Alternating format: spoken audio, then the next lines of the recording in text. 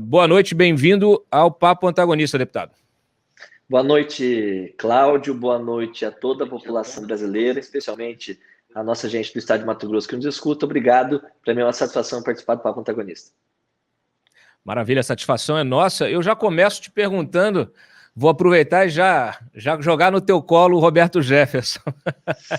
Ok. Olha, é muito polêmico, foi preso, está sendo investigado, agora é alvo de um inquérito em função de incitação, né, das acusações de incitação ao crime. A gente vinha acompanhando, obviamente, o Roberto Jefferson vinha fazendo intervenções, ele que é presidente, ainda é presidente, né? Agora já deve ter sido substituído, eu imagino, não sei se oficialmente pela vice, mas enfim, ele até como presidente de honra do partido, como uma personalidade que vinha controlando o partido há muito tempo, eu percebi que nos últimos meses ele causou muito barulho, muito ruído, inclusive levou à saída de muita gente do PTB por causa de intervenção nos diretórios. Enfim, eu queria que você trouxesse um pouquinho esse bastidor dessa gestão interna do PTB. Como é que está esse cenário hoje?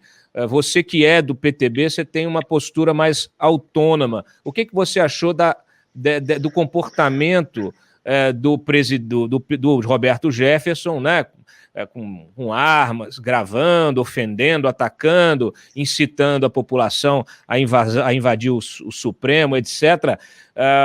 O que você acha desse tipo de comportamento de um cacique, de um dirigente partidário, de um partido importante do país? Você concorda com a investigação do Supremo e com a prisão do Roberto Jefferson? Em relação à prisão do presidente Roberto Jefferson, eu tenho uma amizade muito positiva, muito saudável com o presidente. Nossa relação é muito harmônica na minha posição na bancada federal, como membro do PTB no Congresso Nacional e na relação com ele como presidente do PTB Nacional. No entanto, isso não quer dizer que eu concorde com tudo que o presidente Roberto Jefferson fale. A minha visão política, eu tenho uma essência democrata, eu tenho compromisso com a tripartição dos poderes, com o Estado Democrático de Direito. Isso não quer dizer também que eu não possa discordar, eventualmente, de ação ou de decisões ou de pensamentos dos ministros do Supremo Tribunal Federal. Acontece que o que eu acho que, no meu entendimento, aconteceu com o presidente Roberto Jefferson, houve um abuso por parte do Supremo Tribunal Federal, e isso não justifica pedido de fechamento, não justifica a intervenção do Supremo Tribunal Federal, até porque eu primo sempre pela democracia. Eu prezo a democracia ainda com seus custos, com a paciência, com a necessidade de diálogo, interlocução e um pouco mais de espírito democrático, no sentido mais puro e mais profundo do termo, do que qualquer intervenção. No entanto, juridicamente analisando, eu vejo que há uma certa inconsistência, tendo em vista que o inquérito da fake news é presidido pelo ministro Alexandre Moraes, no qual ele também é uma das vítimas, ele decreta a coleta de provas e ele decreta também a prisão. E, eventualmente, um recurso, ou um pedido de liberdade provisória, ou um pedido de prisão domiciliar, caberia também ao Supremo Tribunal Federal julgar.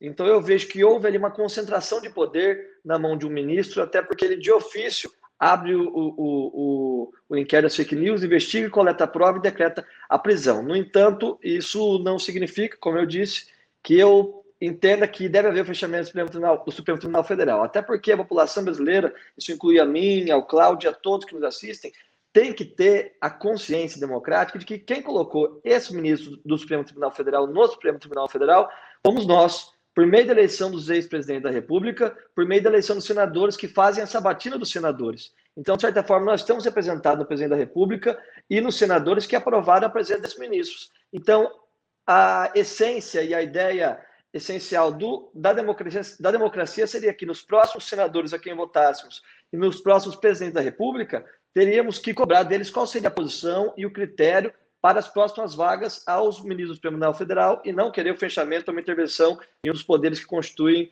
a nossa República. Você concordou com essas atitudes do Roberto Jefferson dentro do próprio partido, expulsando, forçando a saída de quem não pensa, não estava ali alinhado com ele? Veja, o presidente Roberto Jefferson adotou dentro do PTB, ele como seu presidente nacional, uma postura bem mais presente na linha da direita do espectro político. Às vezes, alguns chamam até a extrema-direita, que é o contrário do que o PTB foi historicamente. Mas ele é o presidente nacional, ele que dá as cartas do jogo dentro do partido, então acho que é preciso respeitar. E os parlamentares que não estiverem satisfeitos com isso, infelizmente, tem que buscar o partido que mais se identifica com a sua ideologia e com a sua forma de enxergar a política no Brasil. Eu faria de outra maneira, mas o presidente é ele e entendo que quem não estiver satisfeito tem que deixar o PTB. Me põe na tela aí. Isso. Deixa eu te perguntar uma coisa. Você está acompanhando essas convocações que estão sendo feitas por policiais militares, bombeiros, o próprio presidente da República? Ontem ele na live deu uma recuada, disse que as manifestações de 7 de setembro não devem ser manifestações violentas, devem ser manifestações pacíficas, mas a gente sabe que vinha uma narrativa de invasão do Congresso, que começou justamente com pessoas que estão neste entorno, né, vamos dizer assim, desse núcleo bolsonarista, tanto os novos adeptos como antigos. O próprio Roberto Jefferson defende essa tese de derrubada dos ministros, de invasão do Congresso, do Supremo. O Sérgio Reis foi alvo também da Polícia Federal em função daquele áudio. Agora aí está sofrendo várias consequências, né, disso. Sim. Nós temos aí caminhoneiros, etc. e tal. Você, como presidente da Comissão de Segurança Pública, vocês, da comissão, vocês se preocuparam em algum momento em discutir esse tema, discutir especificamente com as entidades as representativas aí, de policiais, etc., tentar chamar outros atores, né? Até tem governador reclamando, tem ministro reclamando. Vocês pensaram em trazer esse tema e contribuir com esse diálogo na comissão? Estamos fazendo isso já, claro, no contato constante que temos com as associações. Associação Nacional de Polícia Civil, Policiais Federais, PRF, Polícia Penal e as lideranças dessas associações, desses movimentos organizados, não estão de acordo com qualquer sentimento de golpe. Se a gente for olhar, fazer um raio-x da história do Brasil, o Brasil é um país que tem uma história, um instinto de golpe, um instinto golpista, quando não se vê representado pelas instituições. Veja, Dom Pedro II tomou um golpe do Marechal Deodoro da Fonseca. Getúlio Vargas deu golpe em Washington Luiz. Jango também tomou um golpe do regime militar. Outros dizem que também a presidente Dilma também sofreu um golpe. Então, a história do Brasil, quando não se vê representada nas instituições, no sistema representativo democrático, ele tende a reações extremadas. Isso não quer dizer que o conjunto majoritário da sociedade brasileira assim pense. Até porque nós estamos falando de espectros que são muito barulhentos, mas que, em hipótese alguma, podem ser permitidas, porque a extinção ou enfraquecimento ou a ruptura de um poder provoca o crescimento e fortalecimento desigual de outro. E é por isso que nós temos justamente o sistema de freios e contrapesos e a busca de harmonia entre os poderes. Então, a Comissão de Segurança Pública não apoia a intervenção dessa natureza, apoia o sistema democrático com os seus custos, como eu disse, que envolve a paciência, o diálogo, a articulação, até porque todos nós sabemos, a política é a sublimação da violência, ou seja, para impedir que todos nós demos porrada um no outro, saímos no soco, saímos por vias de fato, nós buscamos a via do diálogo, das instituições e do sistema representativo. Então, é isso que nós prezamos. Eu tenho certeza que a maioria do povo brasileiro, por mais que tenha um viés golpistas que volta e meia tem de aparecer em nossa história. Você teme atos de violência no dia 7, porque você tem... você vai ter PMs se manifestando e PMs garantindo a segurança do evento. É uma novidade. Pessoas armadas, pessoas que têm, que têm, vamos dizer assim, o costume de usar a força, pessoas que não estão nem habilitadas constitucionalmente, nem acostumadas a promover manifestações pacíficas.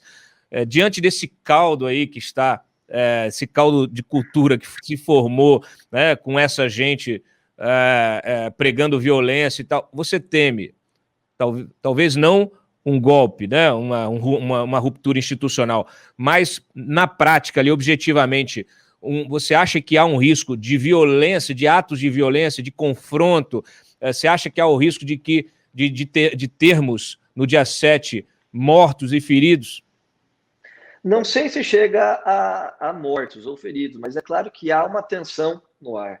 É claro que há uma certa rebeldia por parte de alguns agentes públicos em relação à desconfiança no sistema democrático, a confiança nas instituições, como eu disse há pouco. E, naturalmente, quando você tem cidadãos armados, isso aumenta o risco, aumenta a temperatura.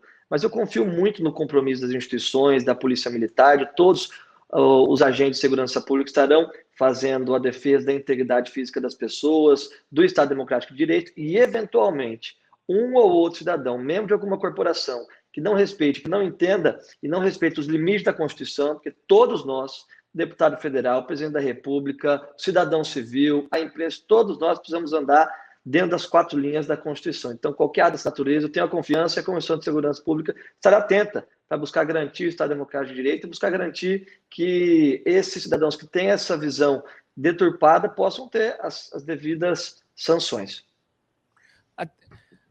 Em que medida você acha que a situação, muitas vezes precária, de trabalho, né, de policiais, bombeiros, especialmente policiais, PMs, a própria Polícia Civil também, mas a gente percebe que, especialmente a PM, sofre muito em várias regiões, vários estados do país, não só em função aí de questões salariais, funcionais, mas também na própria atuação, muitas vezes limitados ali por leis draconianas ou até sendo punidos em função do exercício do seu ofício ali, que é um exercício muito, muito difícil, muito complexo, muito complicado você ter de atuar na segurança pública quando você tem quadrilhas, né, organizações criminosas, onde você tem o crime organizado, você tem milícia se aliando a traficante. Até em que medida você acha que a insatisfação que está presente de uma forma difusa na categoria pode ser capturada politicamente pelo Bolsonaro com o seu discurso? Veja, Cláudio, as polícias no Brasil, vou dar aqui o exemplo tanto da Polícia Militar quanto da Polícia Civil, por exemplo, elas têm sofrido as suas condições de trabalho, sem dúvida alguma, ao longo dos últimos anos no Brasil. Com a crise fiscal dos estados, inúmeros policiais militares, policiais civis ficaram aí com a defasagem salarial, sem pagamento de RGA, sem a possibilidade de garantia do PCCS, do cumprimento do plano de cargos, carreiras e salários, para que pudessem ter devida valorização salarial, sendo uma das polícias menos bem pagas do mundo. Sem contar que a atividade, especialmente da PM, ela tem que ir ao encontro dos mais perigosos agentes do crime e muitas vezes sem o devido aparato de proteção, sem devido armamento, em uma situação muito desproporcional. Isso, por consequência, leva a inúmeros impactos, tanto de desestímulo à carreira, quanto de distúrbios psicológicos e transtornos mentais que têm afetado a vida de inúmeros policiais no Brasil. Um exemplo é que nos últimos 10 anos no meu estado, o Mato Grosso, nós tivemos quase 1.000 policiais que foram afastados ou pediram licença devido a transtorno de ansiedade, síndrome do pânico, depressão, por vezes chegando até a tirar a própria vida. E no meio disso tudo acontecendo, nós temos uma visão muito deturpada do Estado brasileiro. Por exemplo, na reforma da Previdência, havia a proposta, no texto original, de que se cortasse a pensão por morte do cônjuge do policial que morresse e perdesse sua vida em atividade, defendendo a sociedade, defendendo a família brasileira. Uma emenda de nossa autoria, com a articulação da bancada da Segurança Pública, promoveu para que a gente pudesse manter ao menos 50% disso. Então, todo esse contexto de crise fiscal, de excesso de trabalho, de falta de valorização, tem provocado esse desestímulo à carreira policial e também uma alta tensão física que tem promovido e provocado distúrbios em inúmeros policiais brasileiros que têm pedido seu afastamento para poder cuidar melhor da sua vida e, por consequência, ter uma vida mais feliz, que é o que todos nós esperamos. Mas você não respondeu minha pergunta. Você acha que essa insatisfação pode ser capturada politicamente pelo Bolsonaro para uso político e eleitoral dele? Ou a instituição tem base sólida no sentido dos seus princípios funcionais e de respeito à Constituição, etc.? Ok. Perdoe, não tinha entendido a pergunta. Eu acho que as instituições, em geral, tanto o Exército, as Forças Armadas, quanto os agentes de segurança pública, Polícia Militar, Penal, todas essas que eu venho citando, elas têm uma maturidade democrática, elas têm a consciência do seu papel, do seu dever, dos seus limites também, dos seus limites constitucionais. Agora, naturalmente, numa política de extremos, num momento de tensão, de polarização ideológica, é natural que alguns desses homens vão ter uma captura ideológica para um extremo ou para o outro. Isso é reiteradas vezes nos últimos tempos, especialmente no século XX, ocorreu e também em outros países. Então, é a função também dos superiores, do topo da hierarquia das instituições, garantir, impedir que rebeliões que atentem contra o Estado de Direito e, por consequência, contra a segurança de todos nós,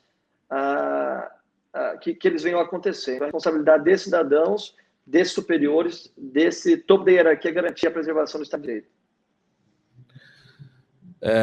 O Freitas, solta o VT do Bolsonaro hoje. Eu queria, na sequência, voltar para o deputado para um comentário.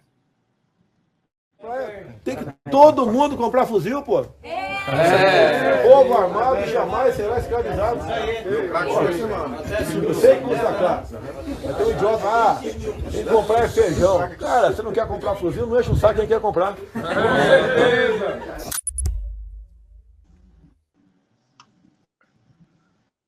O que você me diz dessa fala do presidente?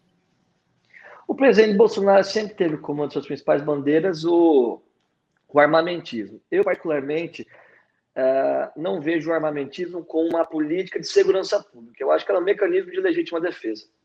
Política de segurança pública é muito mais profundo que isso. Envolve valorização das carreiras policiais, estudo da excelência nas investigações, da conclusão, da porcentagem de conclusão dos inquéritos policiais praticados pela Polícia Civil, de uma legislação eficaz e punitiva que, ao mesmo tempo, garanta a ressocialização dos cidadãos que forem encarcerados, uma política de reforma do sistema penitenciário brasileiro, que hoje possui cerca de 450 mil vagas, cerca de 750 mil presos, de forma que isso prejudica qualquer possibilidade de ressocialização, sendo que no Brasil não há prisão perpétua, não há pena de morte, eles vão voltar naturalmente para a sociedade, então é preciso ressocializá-los. No entanto, eu vejo que é uma política do presidente Bolsonaro, comentando especificamente o fato, é uma política do presidente Bolsonaro que ele tem tentado legislar por decreto, que há uma série de projetos de lei na Comissão de Segurança Pública, que já estamos promovendo as audiências públicas em breve, para poder discutir com a sociedade. Eu, particularmente, falando da minha posição particular, eu sou contra o porte de arma, mas ainda entendo a posse como algo legítimo dentro da legislação, dentro do total controle dos critérios de possível aquisição de arma. Agora, eu acho que não é a prioridade do Brasil nesse momento. Nós temos o preço da carne subindo, o preço do gás subindo, o preço da gasolina subindo, então não entendo como a prioridade do país nesse momento. Eu aproveito para te questionar em relação ao seguinte. Saiu recentemente um levantamento mostrando que hoje nós temos no país mais atiradores, colecionadores e caçadores, que é o grupo, né? Os CACs. Nós temos mais do que efetivo de militar. Né? Ou seja, nós temos aqui 409.689 e militares, integrantes do Exército, da Marinha, da Aeronáutica, 335 mil. E o presidente ainda está aí dizendo que todo mundo tem que ter fuzil. Além disso, nós temos um problema que é um apagão dos dados de rastreamento deste arsenal. Que trabalho você, como presidente da Comissão de Segurança Pública, está fazendo para tentar resolver essa situação? Nós temos projetos de lei que eu tenho discutido imensamente com associações policiais militares, especialmente também com a DEPOL, Associação dos Delegados de Polícia, em relação aos critérios de elucidação dos crimes e também da quantidade e da fiscalização do porte de armas, especialmente dos CACs, porque naturalmente eles portando a arma para atividade de caça e atividade de outra natureza similares a essa, eles têm possibilidade de utilizar esse armamento e para outros tipos de violência. Então, existem projetos de lei já que buscam, dentro dos projetos de possibilidade de posse de arma, instituir mecanismos, inclusive de transparência, para que possa ser fácil a identificação. Quem é que possui a arma, quem é que não possui. Para que dessa forma a gente possa evitar eventuais fatalidades que venham a acontecer tirando a vida de cidadãos brasileiros. Mas uma coisa que eu acho interessante, Cláudia, é apenas uma observação minha, caberia um estudo mais científico em relação a isso. O número de homicídios no Brasil, de 2019 para cá, apesar de não ter havido mudança profunda no sistema de segurança pública do Brasil, ele tem caído. Cerca de 2018, 2019, na polarização das eleições, nós tínhamos cerca de 60, 62, 63 mil homicídios ano. Nós caímos para 50 mil. É algo que eu até tenho consultado especialistas para entender se a sensação de segurança devido à possibilidade e uma defesa do armamentismo é o que tem garantido isso, ou se é as medidas que os estados ou o governo federal têm aplicado. Porque dentro da segurança pública se comenta muito sobre a sensação de segurança. Às vezes você não tem mudanças profundas enraizadas, você tem viatura na rua, você tem acidente passando para cá e para lá, você fica, de certa forma, se sentindo mais seguro e o cidadão que tem más intenções, ele acaba, muitas vezes, evitando atitudes indevidas. Então, eu gostaria de entender e estou pedindo até a comissão para que a gente possa promover uma audiência para entender o que é que está acontecendo, que promoveu uma queda do número de homicídios no Brasil, para que a gente possa intensificar as medidas de política pública dentro da segurança. Me avisa quando você tiver o diagnóstico disso, que a gente volta aqui no Papo Antagonista para trazer informação com exclusividade, tá? Vou finalizar, sei que a tua agenda é apertada e a gente ainda tem aqui mais programa para frente. Só queria o teu comentário em relação a esse outro vídeo aqui do Roberto Jefferson. Freitas, solta, por favor.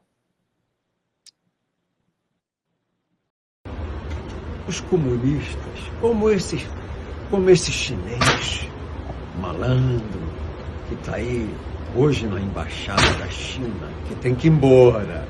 O presidente tem que mandá-lo embora. Ele está afrontando o presidente da República, esse xing-ling embaixador. Quando tudo tiver exaurido, nós somos a retaguarda. E só por cima do nosso cadáver é que vão implantar aqui um regime ateu, marxista, comunista, onde um palhaço, macaco, um realejo que repete dogmas de Marx, e mal como esse embaixador da China, dá ordens às pessoas. Ele é Deus, ele substituiu Deus. E eu não me ajoelho a esse macaco chinês, só por cima do meu cadáver.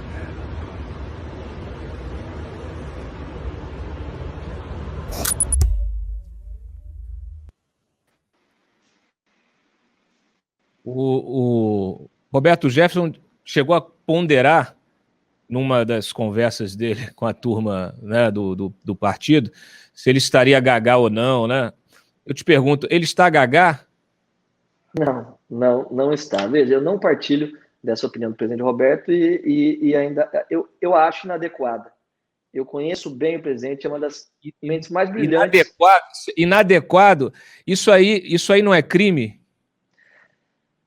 Veja, uma incitação à violência que promova a instigação, que instigue a violência contra poderes, agentes políticos ou instituições, poderia ser caracterizado. Agora, o que eu acho, Cláudio, que dentro do Estado Você acha que isso aí é liberdade de expressão? Você acha que é liberdade de expressão? Eu não acho que a liberdade de expressão ela permita tudo.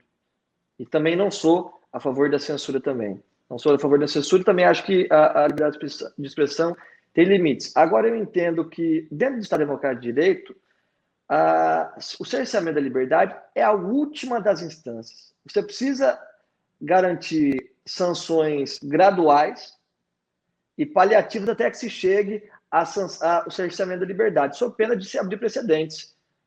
E só há precedente. Toda decisão no Poder Judiciário ou na elaboração de uma legislação, ela cria precedentes e abre possibilidade para que aquilo seja aplicado a outras pessoas. Então, quando você não tem um critério bem definido, ele só fica com base interpretativa do Judiciário, é perigoso, porque dá ao juiz um superpoder. Então, eu acho que é importante que a gente possa discutir isso com propriedade, as medidas de sanção gradual, para que a gente não tenha a violência, que a gente não tenha a manifestação, o impulso, a violência propagada por opiniões, e também não tenha o cerceamento nem da fala, como o cerceamento da liberdade. O PTB não deveria fazer também a sua parte nisso? Você ter um presidente do partido com esse tipo de comportamento, isso não deveria startar um processo pelo menos de crítica, de autocrítica interna? Não deveria haver uma sanção? Não deveria haver algum tipo de iniciativa? Eu só ouvi a vice-presidente defendendo essa postura e silêncio de todos os demais. Nós estamos falando de uma sigla partidária que tem a possibilidade de eleger deputados, senadores, presidente da República. O irmão do Roberto Jefferson, num áudio, no dia, disse que o partido estava pronto para receber o Bolsonaro. O senhor não acha que tem que ter uma responsabilidade maior, os integrantes do partido, para evitar que se confunda um partido democrático com uma organização criminosa? Acho que tem que ter cuidado e tem que haver limites. Em relação à executiva do PTB Nacional, eu entendo que a executiva tem esse espírito hoje e está enxergando uma forma de expressar suas políticas dessa maneira. Não concordo totalmente, tenho as minhas discordâncias, e a bancada do PTB, aqui eu não posso falar pelos deputados, mas é a percepção que eu tenho, a bancada do PTB também não concorda, também é visível que tem vários deputados migrando de partido. Então, eu entendo que tem que haver cuidado, porque nós estamos num momento de muita tensão. Então, é como se tivesse uma faísca e você acende o fósforo, e o resultado disso é incontrolável. Então, eu acho que sim, tem que haver responsabilidade. A minha crítica também não é em nenhum momento a fechamento do Supremo. Tenho compromisso, como disse na entrevista, à tripartição dos poderes, ao Estado Democrático de Direito, mas eu acho que há necessidade de se instituir, e aí a função do Congresso Nacional, até uma missão do Congresso Nacional ao longo da história, de medidas cerceadoras, de medidas punitivas, até que se chegue gradualmente à censura ao cerceamento da liberdade de ir e vir. Bom, muito bem. Deputado Emanuel Pinheiro, obrigado aqui pela sua participação no Papo Antagonista. O programa permanece aberto para futuras colaborações. Quando tiver o diagnóstico, me liga, porque eu tenho muita curiosidade também de entender essa queda, tá? Uma boa noite, um bom final de semana. Agradeço, Cláudio, a oportunidade de participar do programa dessa natureza, dessa qualidade. E assim que eu tiver o diagnóstico nos debates, junto com o especialista Comissão de Segurança, faremos contato para que a gente possa apresentar a todo o Brasil no Papo Antagonista. Muito obrigado pelo espaço. Um abraço, obrigado.